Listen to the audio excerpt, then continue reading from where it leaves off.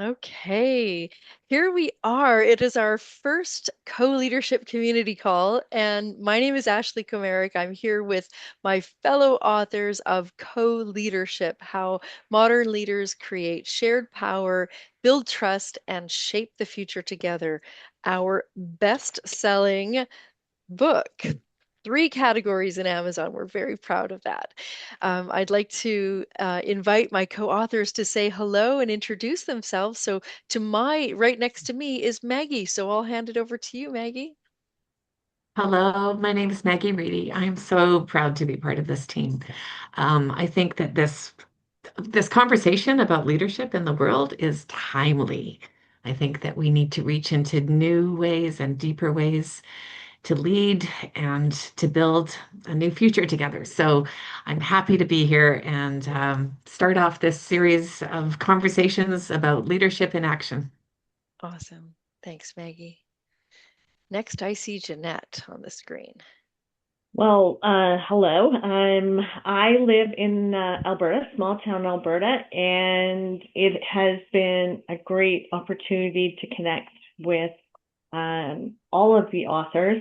And I have been a leader my whole life. I on the stage did the "I'm not bossy, I'm a leader" when we had our book launch, and I mean that literally has been my whole life. Yeah, I have always been the one out in front, and my views on leadership have shifted so much over the last few years. It started with COVID and everything I experienced during COVID, but um, even now I'm preparing a new keynote and just understanding how the up and coming generations are going to change the face of leadership in the workplace.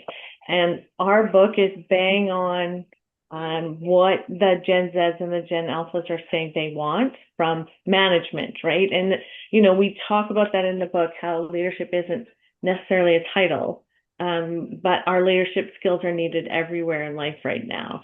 And so this is a great opportunity to have conversations, for people to join us and ask questions. Um, I run a business too, and real life struggling with some of this leadership stuff right now. And so it's great to have a group we can connect with. Awesome. Thank you, Jeanette. Sherry, over to you. Hi, Sherry Coutre, also from Alberta.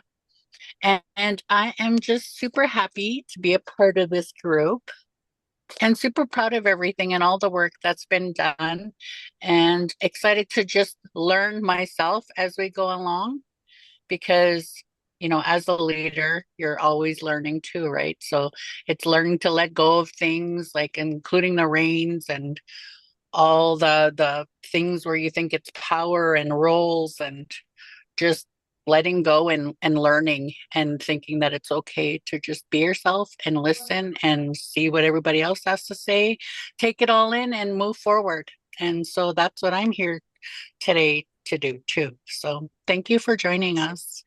Thanks, Sherry. Thanks so much. Teresa, over to you. Hi there, I'm Teresa Walker, home based in Saskatoon, Saskatchewan, but coming to you from the lake today. And this little beauty just kind of came to me, which was absolutely perfect timing to be a part of. I'm very proud to be a part of this community. And I think it was just an opportunity too that I'm very passionate talking about the difficulties and the challenges that can come in a leadership role, especially transitioning and also leading team dynamics that are very different. And so I've spent a lot of time in that space, both personally and professionally, learning different tools that can offer people. And it's not the easiest of conversations to have. And that's why this is just a beauty of a space to be a part of. So, yeah, excited and ready to roll. Awesome. Thanks so much, Teresa. Adira, would you like to say hello? Hello, I am the lucky birth doula of the book, and now my what we all call the beautiful wolf pack have taken it and run with it. It is co-leadership nonetheless, and so I feel like we are just a walking, talking expression of what we've written, and I'm just so proud of what we've created together. So thanks for joining us, and thanks for Ashley for taking this call. Awesome. Awesome. Thank you so much.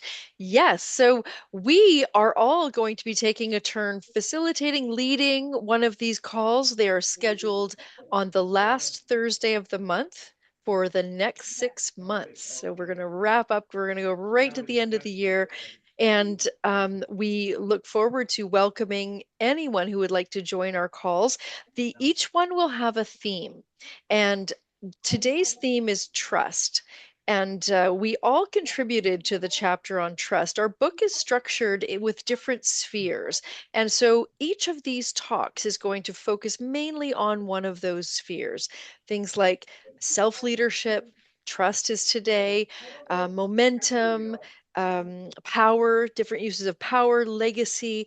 And we want to have these conversations to deepen our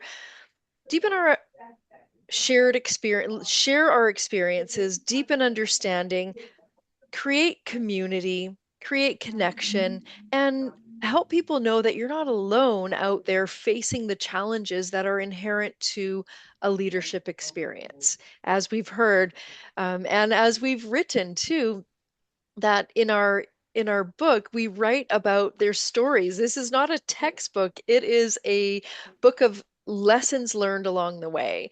So I'm going to and we've welcomed a guest here. Hardik, thank you so much for joining us. Thank you so much for inviting me, Ashil. It's a pleasure to join the call. Wonderful, thank you.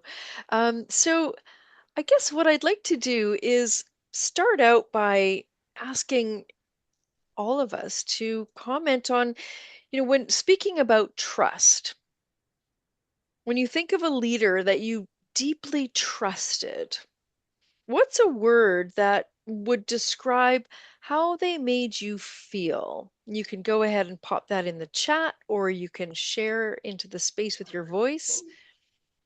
How did you feel? So two words popped in my head immediately. Competent and empowered. Ooh. So I was very young to hit retail management. I was like the ripe old age of 21, and I was in charge of one of the largest photo 1 hour stores in Canada. And he made me feel empowered to do my job. Even though I was young, he believed in me. And so that empowerment was significant. Empowerment. Yeah. And I can see in the chat, welcomed, accepted from Adara, seen and valuable from Teresa. And yeah, we all put 2 words, because why limit ourselves to just one? Yeah. And Hardik added supportive and positive nature of work. Yes, yes. And when there's trust, our guard falls away. We don't have to worry about, is someone on my side or not? Do I need to watch my back? Yeah, and I actually had a coaching call this week with a client who was telling me about their work environment where they're they were needing more trust. And as a result, people were not sharing information, and it was slowing down progress. And so in the book, we actually mention the book, The Speed of Trust, written by Stephen Covey, that talks about how when there is not trust in the workplace, the speed of everything slows down. And so it's impacting your personal well-being, but also the productivity of the organization, sharing of information. Yeah. And Hardik, would you like to expand a little bit about the environment that you're thinking about when you write that supportive and a positive nature of work? What's that like to work in that environment? Yeah, absolutely. So, what I meant with the supportive nature of work, because so giving you a live example of my previous experience, where around 5 to 6 years back, where I started my first job, I like around 2021. So my manager was something, I was very new to the things, right? So we generally take up time to build up the character for the work and make sure that we learn things fast in compared to the way we were running earlier, right?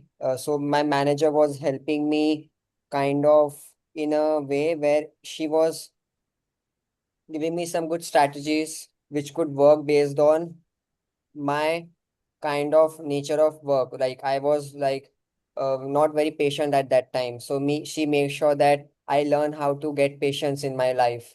And once learn with patience, so it's a by outcome where it will help me to get more other things achieved in life because of that patience. So she characterized and make sure that I actually achieve one particular kind of outcome, which is the patience which I need to get inbuilt through my work. And with that, it has helped me to gain a lot in my career. So Mm. that's one of the example I could tell. Thank you. Thank you for sharing that. And lucky you that you've learned patience. I'm still working on that myself. It's truly a virtue. I love Obviously, like, how I can see how patience would ripple out both personally and professionally as a quality to lean into and the benefits of that in so many areas that I think that we are holistic beings. So yes, we're at work, but we are also beings in life. And so when you drop patience into you, it can ripple out to all aspects of life. Yeah. And patience, when I think about being patient, I think about, okay, let wait, give it time, slow down.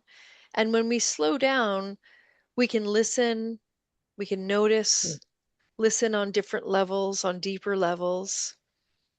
Yeah. And when we listen better, we can connect more meaningfully. We can also expand beyond the automatic reactions. Hmm. I I think that is the biggest thing I learned through my experiences in COVID.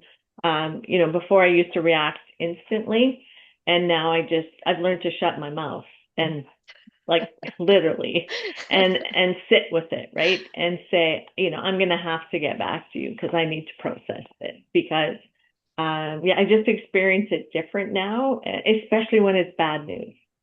Mm. And so yeah, so that's learning patience. I mean, I don't think I am actually the oldest. I think Maggie might be, um, but the silver We'll gray talk about hair, I have earned some patience because of that. So that.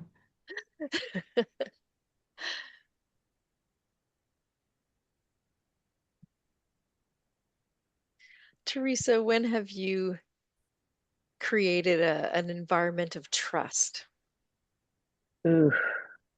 or For me, experienced one? yeah, for me, trust is super important. It's key. And I think maybe because there's been times where I have felt very burnt with my trust. Mm. So I was actually thinking about this in my walk this morning is when we're working with our teams or we come into a new work setting, the whole self-awareness piece, do we come in automatically giving trust, or do we have the mindset that trust is earned? And then everyone else that we're connected with on our team, right? Because, like you mentioned earlier, there can be a lot of armor and protection. And so the whole trust can be this is a deep topic because people come with backstories into their workplaces regarding trust, and it's huge. So some people might not share as easily, and there's reasons why, right? So Yes. I think that's important to remember. Also, we can't, it's learning experiences, but you can't always repeat that same experience, right? So vulnerability is at play. And a lot of people aren't comfortable with vulnerability and they want to keep work as work and home as home or personal as personal, Mhm. right? And so this is an interesting topic. Yes. Yes. And it's intriguing that you brought up the armor and the past experiences and the vulnerability, because if we're not willing to be vulnerable and share, no one will know what's driving us, what's making Mhm. us behave in a way that is trusting or waiting to give trust a little bit. We're not quite ready. And so if you're joining a new team or something has happened, yeah, it's requires really good listening skills. And I think all of us in the room are coaches. And that's what we do. And that's what we help our clients do is, get curious instead of furious. I like to use that. Get furious. Love that. Curious, not furious. Yes, because it can be frustrating when, someone's not trusting, not sharing, not offering up information. Hmm. Yeah, getting curious about that and asking some good open-ended questions is really a leadership skill, and anytime you're in relationship is a good skill to bring. So I have this poll for us. Is it visible? Yes. Okay, so I'm curious to know from everyone in the room here, is it harder for you, do you think, to build trust, maintain it, or rebuild it once it's been broken?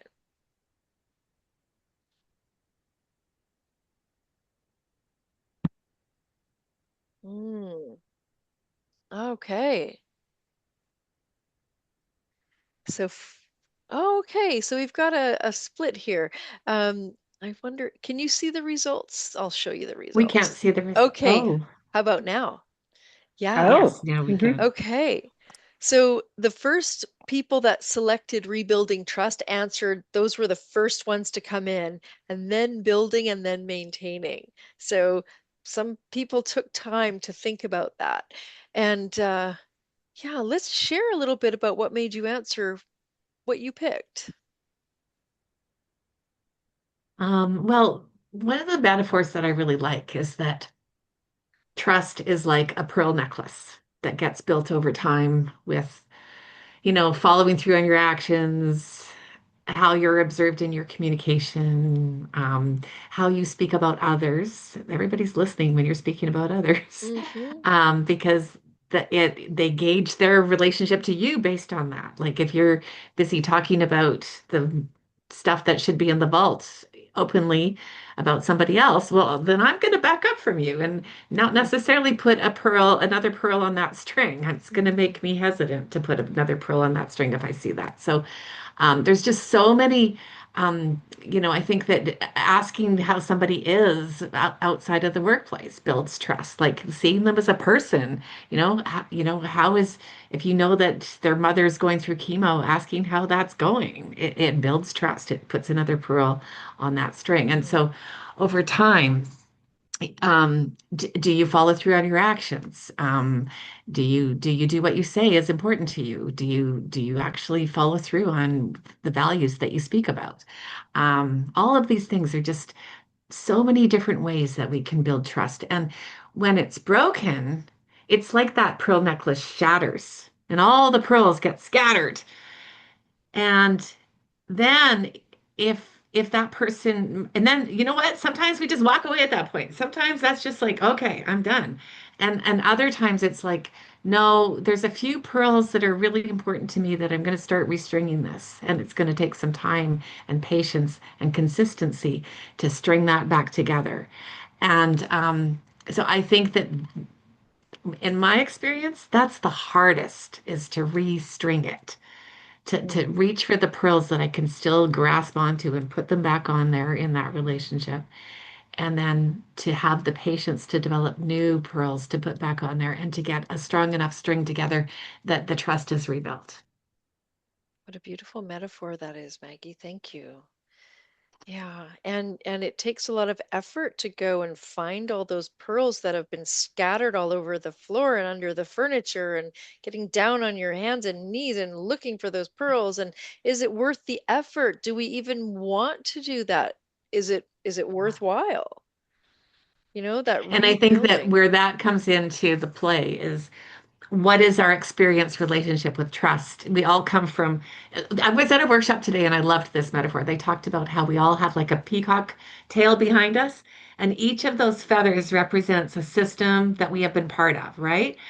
And in those systems, education systems, family systems, friend systems, team systems of other kinds, all these other systems, we carry with us.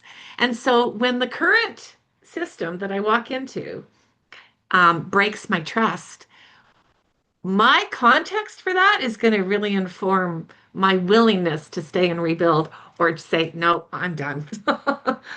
It's really going to inform it. Have I seen trust built before? Have I seen trust repaired before? Have I seen value here that I can see that the trust is broken right here, but it's worth picking up those and finding those pearls that were part of the history of this relationship, and I can find those again and hold them again, and trust that there's a way to repair. Mm. I love you, Maggie. You're just you're so wise. I See, love she you is too, the Teresa. oldest. You're just so wise. Oh You know, boy. Another age because zinger here. What's up with you, that? how many Well, times have you found yourself in a situation where yeah, someone's just cut and dry? It's like, nope, done, out of here. No yeah, discussion, no nothing. You're just left with like, whoa.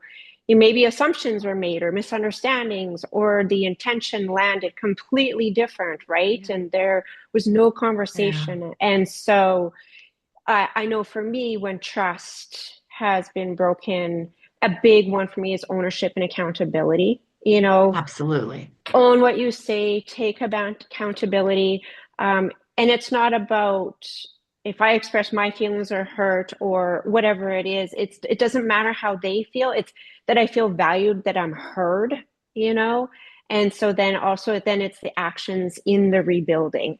It's not Yes. automatic, but it's also then you have to have that two-way dialogue, being able to express Mm, what happened and what hurt you and what is an off limits for you, because people can't read our minds and they don't know our past interactions and our histories, right? So again, here comes vulnerability into play, that this is yes. something that's on the forefront for me. Maybe it's not for that person, okay?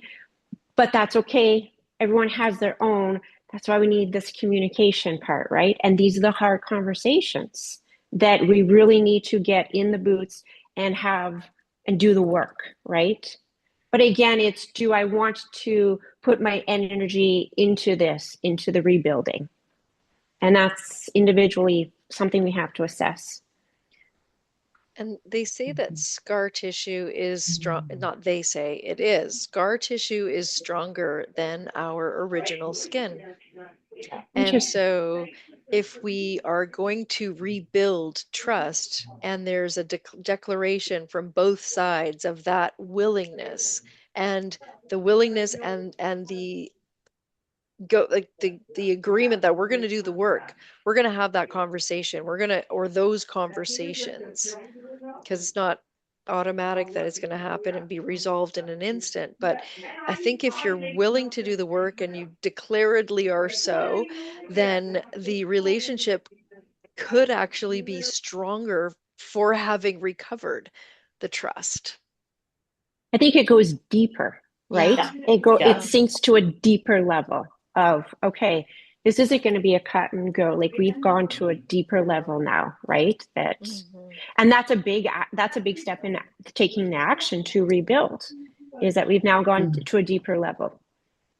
Just want to point out to our listeners or whoever's watching this later, Maggie's necklace piece is part of our book. It's on page 61 in the book. And so I was really happy that she shared that, because, when I read it, I was like, oh, like I'm a visual person. So your description of the necklace, right, really makes a difference for me, because I can literally imagine being on the floor trying to find all those pearls Yeah. and then trying to put them back on. And so thank you for sharing it in your voice, not just in your words. So I wanted to say that. So and that I had my trust broken again, 21, manager in a store, and had someone stealing, and who it turned out to be is not who I expected. And from then on, I was slow to trust, but rebuilding is way harder once it's already broken, right? So, Yeah. yeah. from my perspective. Great. So actually, I have chosen the answer which was managing trust because what I felt based on the experience of mine, especially in the work and in the life, is that I think in the beginning, people trust us based on our hope and potential, right? And everyone agrees here on that. But they believe on us that what we could do for them, right? And they believe that we could achieve that particular aspect of whatever we have told. But over time, they stop judging us by our intention and they start judging us by our consistency, Mm. whether we have been able to consistently do that part which we have told, right? And that's where I feel the challenge actually begins, honestly, where every interaction which we do can become a kind of small vote, where every promise, suppose if I am giving someone a promise and it adds value to an a credibility of to that person. So every promise, suppose in case if it's been break, so that could affect the trust, ongoing trust out there into the relationship of the people. And most people actually think that trust is built through very, very big movements. But I personally believe that it's actually built through just maintaining hundreds of ordinary movements at once, which doesn't get noticed most of the time, which is on a daily activities you do, on a daily kind of communication you do with people. That matters the most. And being honest is very important here, and showing up when nobody also reminds you that you need to do this particular thing. And if you are admitting, suppose something been happen mistake, you should admit it rather than been defending. So there are a lot of things comes under this. And even if one of the things maybe by mistake couldn't be done with the way it should have been. So that affects the ongoing management of the trust. So based on the experience, if I have to summarize all this in one sentence, I would literally say that building trust is something more about creating confidence, but maintaining trust is about being protecting that confidence on a every single day. And I believe protecting something valuable is always harder than creating it because many people can create it, but very, very few people in the globe can just maintain it. So, yeah. Mm, Well thank you. said. Yeah. Mhm. Yeah. Gosh, Lots where of were great you points. when we were collecting the authors? You could have been one of our authors. You're so wise, Hardik. And I love what you said about the little steps, the little actions, the small actions, not the big gestures, but daily showing up. And I think you really encapsulated what we're talking about here today and having care for the people around you and pride in your work and doing your job well and being competent at it, doing a good job and doing it every single day, saying what Exactly. you'll do and doing what you'll say, being true to your Yeah. word. Yeah. 100%. Yeah. Thank you Very for that. important. Thank you. Yeah. Who else would like to share? Adara, would you like to put your voice into the space on Oh, whether I you think it's harder to build, maintain, or rebuild trust? The rebuild trust was definitely the hardest. So to keep in good standing with the people that you interact with daily is of highest priority, and it gets hard with all of the stressors that we experience, our task list, our just capacity can feel really full. And I think even having like self trust, I was thinking like no one's Mm, self trust yet, but having your own trust in yourself that you're doing the right thing and it feels in alignment with who you are at the core of your being is numero uno. And if that isn't ringing true, then you know you need to divert and take new actions and choices. yeah. Thank you for that. I think that people really want to be seen and heard, and they don't necessarily have to go have it go their way, but Mm. they need to have their way considered as much as possible. And it can be like we need to move in a different direction. Thank you for sharing. We need to move in this direction because it aligns with blah blah blah. And I, as the leader, am making that call. And I think that people accept that more when it's not done sort of just this is the way it is. When it's like I'm having an open conversation to consider all perspectives here to come back, and I will make the decision that is best for the team or best for this next chapter or whatever. But I think people really appreciate being considered and valued in their opinions, even if at the end of the day you say, no, we can't go that way. Good And point. that's the alignment piece too, and that's why it's so important that companies do their brand story work and their vision work because everyone needs to come back to center. All the ideas are welcome. Every voice is, there's space to be heard. And also, let's stick to our vision. We've all agreed upon this. This is what you've signed up for, and let's move in that direction, right? Yes. Yeah. Yes. Hmm. And what you're making me think of is Patrick Lencioni's five behaviors of a cohesive team. And he says exactly that. Trust is at the foundation. He's got a model with five behaviors that, according to his research, result in a team being more cohesive. And trust is the first step in that process, building vulnerability-based trust. So not predictive trust where you can trust that at 9 o'clock people will show up in the same place and be in the office together, but being able to say I'm sorry or I made a mistake, admit, or you know open yourself up to, like you said, Maggie, owning up when you've made a mistake, owning, Yeah. or Teresa, you said it too. I think Teresa said it. Yeah, owning your faults. And so if we can establish that vulnerability-based trust, then we can engage in the next behavior, which is healthy conflict, functional, Mm. productive conflict, where, like we've been saying, we want all the ideas. And if we don't feel safe, psychologically safe, offering our different ideas, we are going to have a very small, limited menu of options. We're not going to be tapping into the creativity of everyone.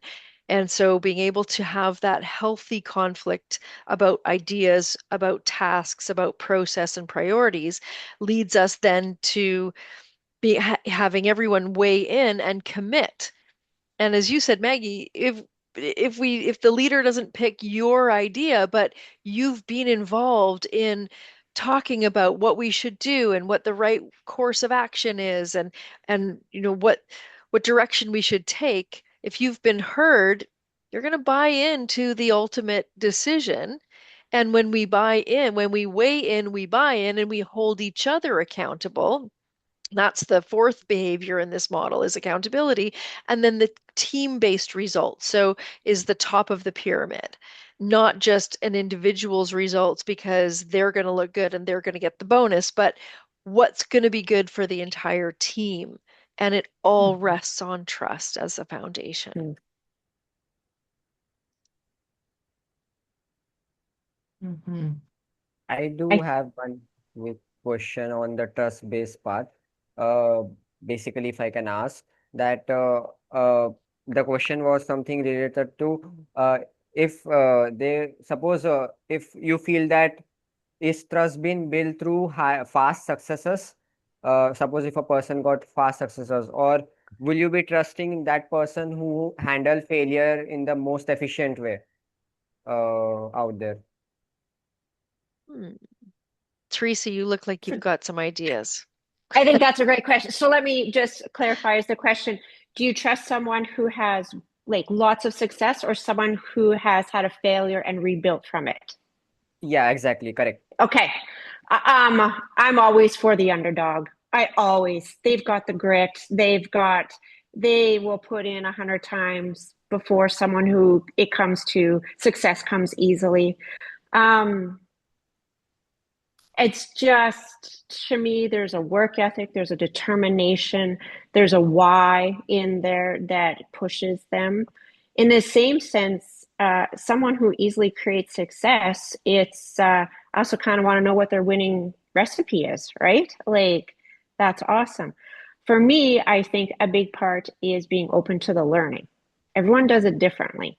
And so I think a big thing is to stay open to learning, whether there's conflict, whether there's resentment, whether there's team dynamics, whatever.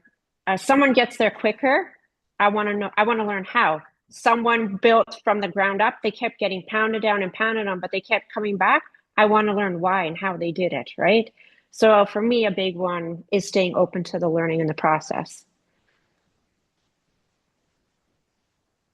And I think someone who has never failed or you've never seen them struggle, I don't know, I think I would have a little maybe less trust with that. And yeah, because I personally I've worked in a team where um, we had a colleague who was very uncomfortable admitting when they made a mistake. And it's it's very unhelpful and terribly inefficient because if something goes wrong, you want to know right away so you can make it right and learn from that. And if people are going, oh, I don't know, no, no, I didn't see anything. No, it wasn't, and it definitely wasn't me that did that. And just it's a waste of time and it doesn't make the team look good either, if nobody's taking accountability or responsibility.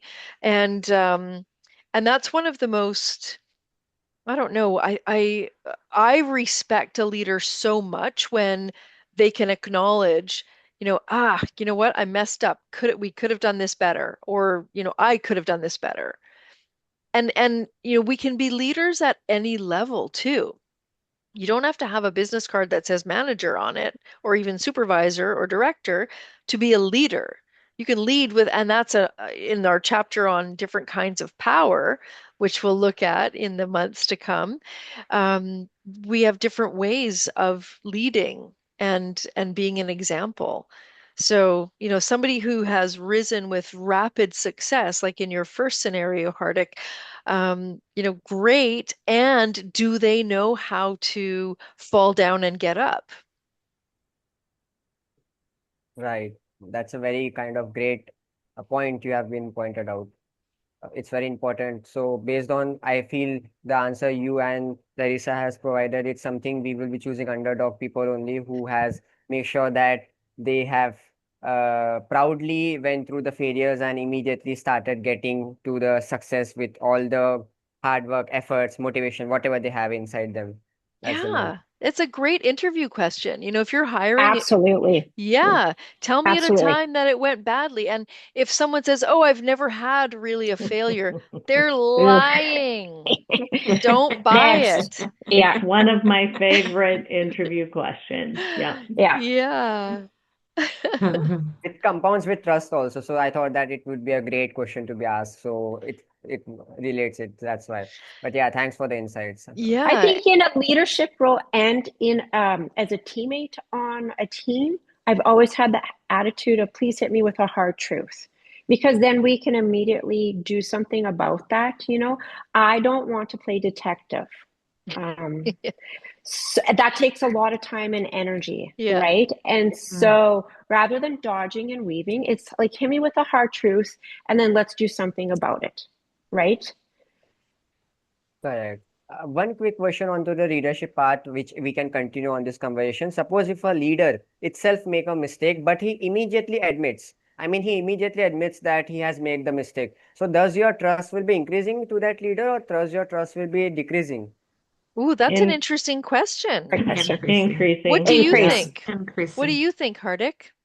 Okay, so I would honestly say that it will be definitely increasing because he has admitted it, right? And it takes gut to admit the mistake. And always it's very important that we get the output as soon as possible rather than wasting the time that, oh, I have not done that. Oh, it's something I have not thought it should happen. So a leader is always a better leader when he saves the time of the organization because time equals to money, number one. And also he makes sure that everyone does, he know that mistake is something happens every time. So he can cover it up with right decisions to that mistake, but rather than defending it. So if he is defending, then he is not a good leader anymore, which we have already discussed that. So yeah. I Well, think here's the leading thing. with Leaders are humans. believe it or not, we're humans, right? And so when we show ourselves grace in a leadership role, it gives everyone else permission to allow them to be humans, right? Yes. I was going to say the same thing almost. Sorry. Yeah, Perfect. yeah. I mean, I just leading with authenticity, and allowing for that learning curve because we're all in it. We're all in a learning curve, even if we're the leader. And can we create a culture where it's okay to be authentic and to be in a learning curve, and there are no stupid questions, and we can say, "Oops, I made a mistake," and "Oops, I need some feedback," and "Oops, I need some help." And if we can do that as a leader, um, it's gonna increase the level of comfort on the whole entire team to create a culture where we support each other with authenticity. And Oh, then yeah. in we weave trust, right? Because Yeah, the and that's what armor waves and the trust. guards go down, and then in weaves the trust, right? Oh, I'm allowed to be a human here. There's give and take, Yeah. And not a if someone, hierarchy. exactly, and if someone is making a mistake, it's probably visible to others. It's probably not a secret. And so if you see that someone has made a mistake and has denied it or will not admit it, you're not going to trust that person because you can see they're denying the obvious. They're lying. So what else are they not truthful about? So the And I trust, think that back to that idea that we all come in with these peacock feathers, from different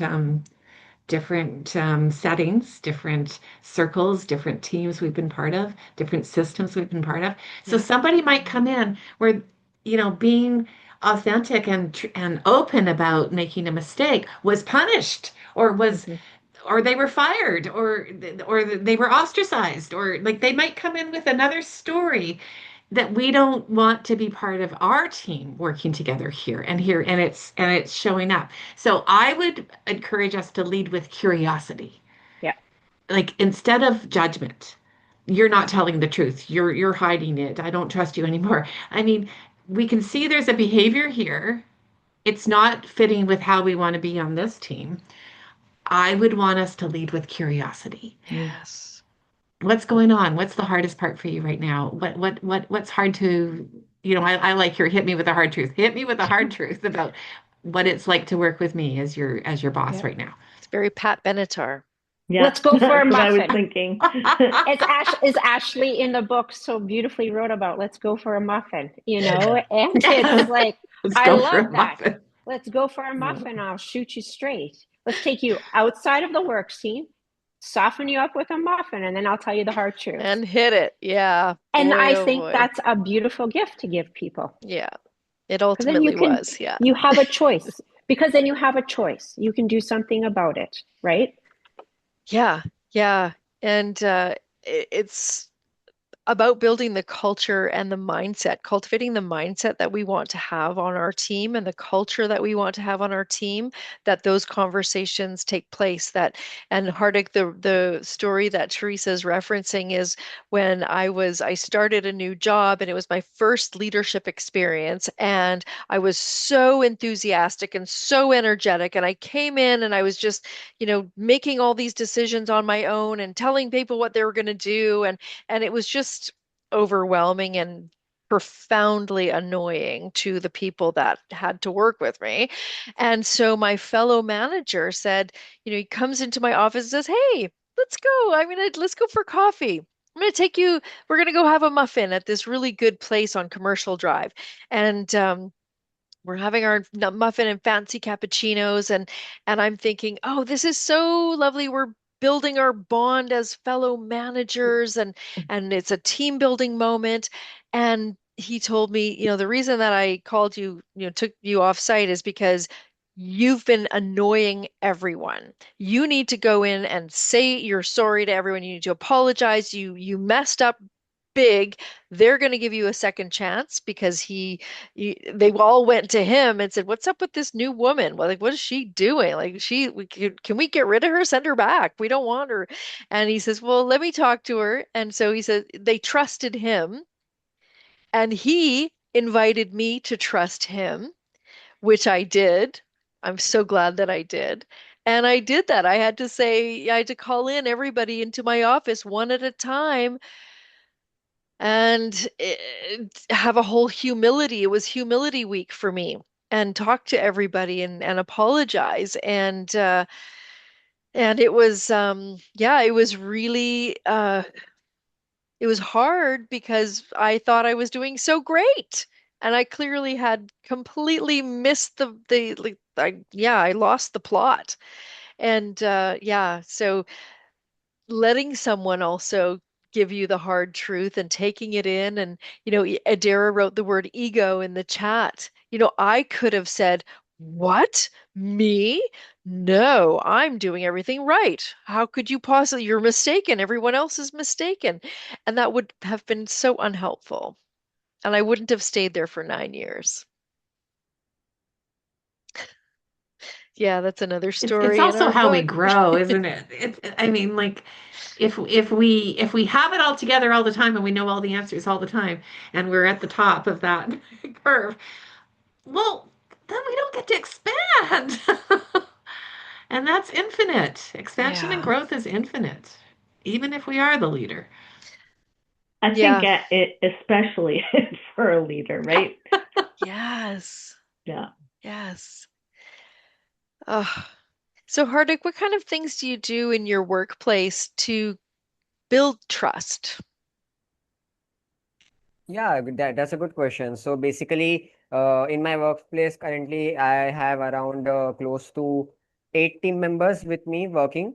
So we focus on structuring the day very well, which is from start to end. We structurize our task that in this particular time we need to focus on this task to a particular team member, and then they continue doing that. And we make sure that our culture is really very positive, as I told in the very first answer when I joined. Positive nature of work is very important. So we tell team members to be very transparent with each Mm. other. I especially tell to everyone as a leader that yes, you need to be transparent. If you don't know anything, do ask us. If you have suggestions, do also tell us so we can make sure that we get your suggestions, because many people could have many different ideas. So it's always better to see. So transparency, culture, positive nature of work, and accountability. Accountability in the sense, if suppose someone got a task, they need to complete it in case out of some emergency. That's a different situation. But other than that, we make sure that he continues. And if as we are building that culture, the person do get inner motivation, inbuilt motivation over his nature of work, where he generally does it very well. So these are four important points Mm. which we follow on a regular basis through our work. Yeah, you can add if you know. Awesome. I can, if you can give me suggestion, maybe if I can add something more on this for my team members. Oh, yeah, absolutely. And I'm going to put in the chat the link to, we've got a website about our book, and you can get in touch with us through that, and you can read a little bit more. Um, yeah, Can we talk about the word of transparency? I love that word. yes, yes. And also, Jeanette echoed that sentiment. Yes. Please, yes.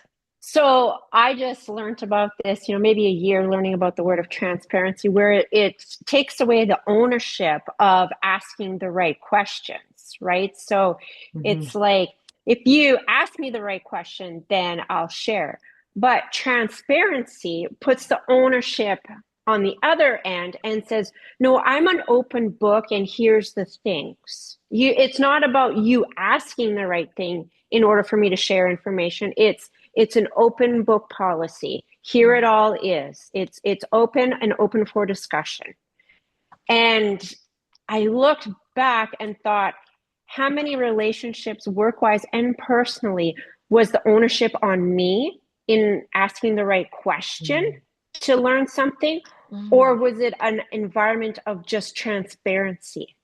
And the ones that were transparent were healthy, creative, very team oriented, natural give and take. And the ones that weren't transparent, I felt very controlled or limited in. I went into that detective mode, like always feeling like there was something more or something I didn't know about. So it's interesting that I love that your environment, that transparency is one of your four or Mhm. five, right? Big ones, because that's huge for human development. Think about the time saved. No Oh, detective work needed.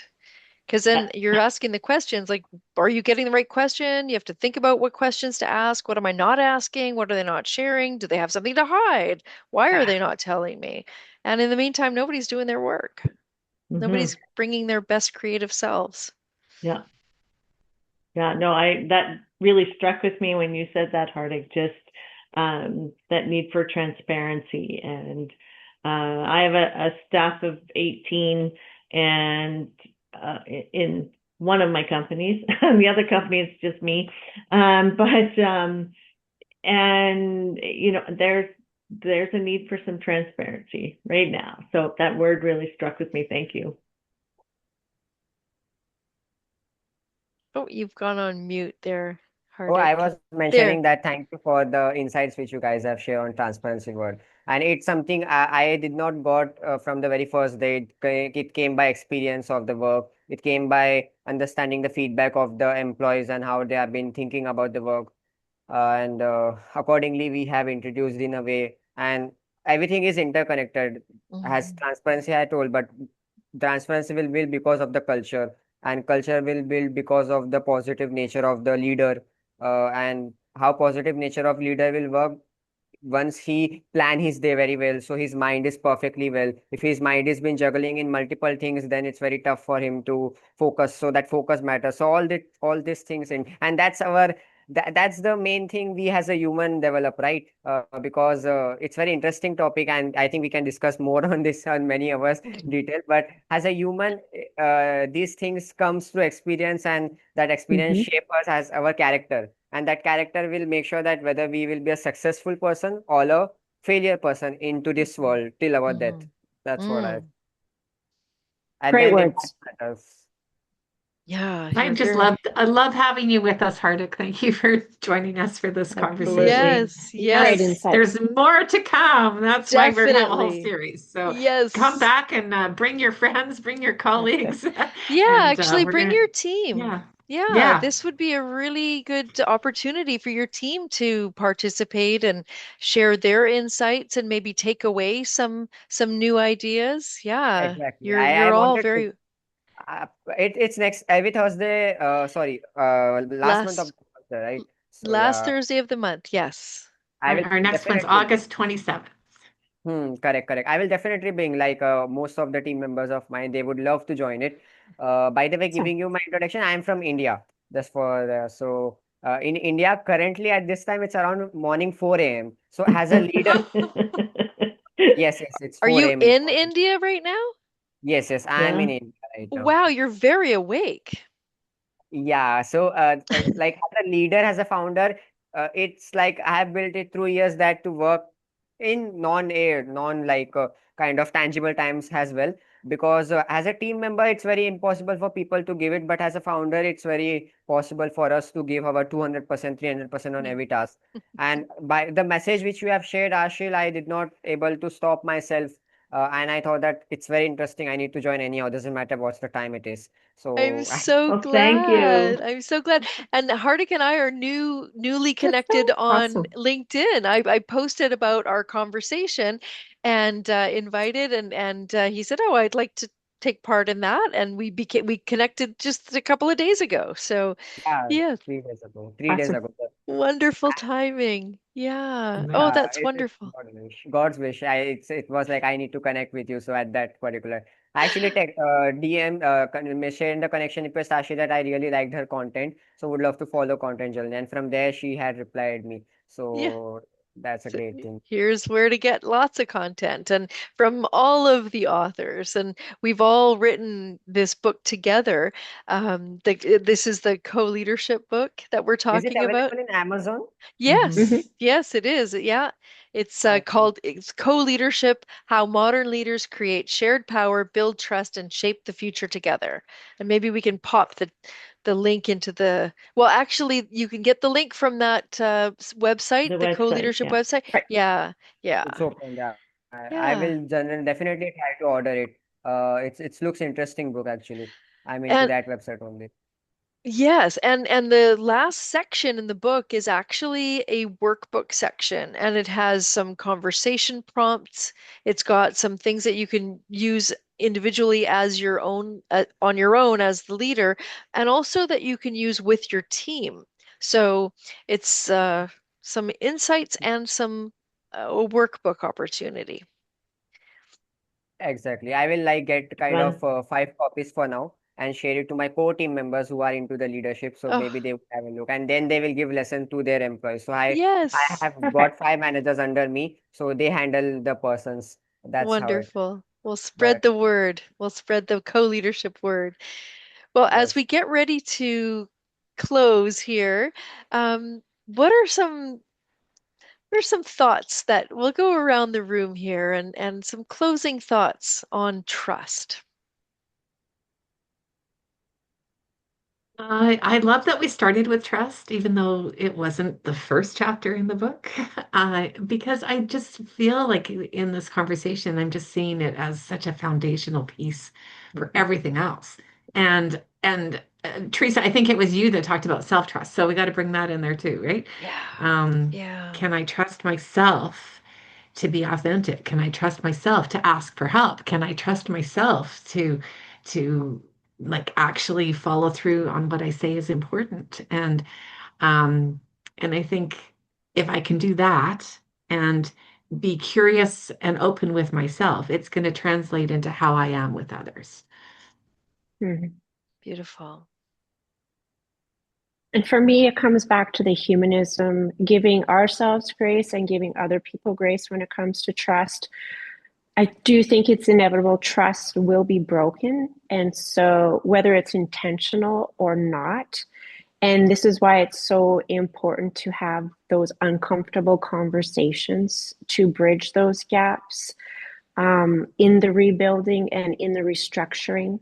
And so the curiosity, like you say, Maggie, is huge because we will get so defensive, right?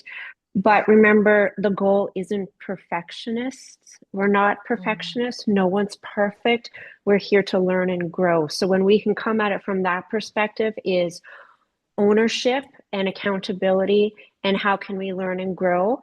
And that's diving into the difficult conversations. And that is key. Mm. I agree the same with what Teresa has mentioned. It's all about being very sure about the mistakes and the things which we have in our mind. We actually convey to the people, so we make sure that trust increase it from there. And I feel the overall lesson knowledge I got from this whole conversation is all about making sure that your intention is really good. Because at the end, if intention is good, then everything else will fall place in terms of transparency, culture, and all. So make sure that you give with good intention and that with honesty and intention, and that will take you a lot in terms of places for trust wise. And by the way, I'll also share everyone LinkedIn connection request, so do accept it, whoever, in case Of I've not accepted. course, yes, Yeah. yes. Thank you for doing that. And from my perspective, I appreciate the focus on self-trust and starting from within because I think it can't be any other way. And I'm reminded of the positive intelligence model and the SAGE approach to a situation, knowing that in every situation and circumstance, there's a gift or an opportunity. So when there is a misstep, when trust is broken, inevitably, as you said, Teresa, we're not perfect. So, of course, we're going to make mistakes. And in those moments, looking for the gift, looking for the opportunity, and building on that as we rebuild and build that stronger scar tissue that's going to strengthen the relationship. Oh, And well, wear it as the beautiful pearl necklace that's really strong. yes, What a beautiful That's yes. way even to wrap it up. stronger. It's Yes. even stronger. Yes. Oh, And the pearls aren't in the same place that they used to be. So maybe they shine differently now. Just, yeah, I love that beautiful. analogy. What a Yeah. great note to end on. Thank you all so much. And thank you to those who are watching this recording. We look forward to welcoming you back on Maggie, you're leading self-leadership on Mhm. August 27th, 27th. Thursday, Thank you. August 27th. Awesome. Same Zoom link, Yes, same time, 3:30. And we're going to dive into self-leadership, which is I think is another base topic for how to lead. absolutely. Absolutely. Awesome. Thank you. Take care, everybody. Bye bye. Take care. Bye-bye. Everybody, bye.